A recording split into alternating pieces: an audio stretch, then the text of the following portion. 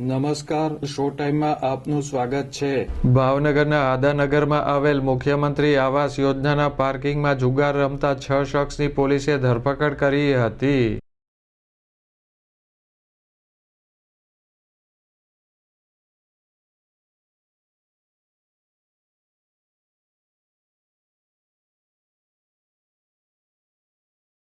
LCB પોલીસે patrolling દરમિયાન મળેલી બાતમીના આધારે આદાનગરમાં આવેલ મુખ્યમંત્રી આવાસ યોજનાના પાર્કિંગમાં જુગાર રમતા 6 શખ્સને ₹21,000ના મુદ્દામાલ સાથે ઝડપી લીધા હતા।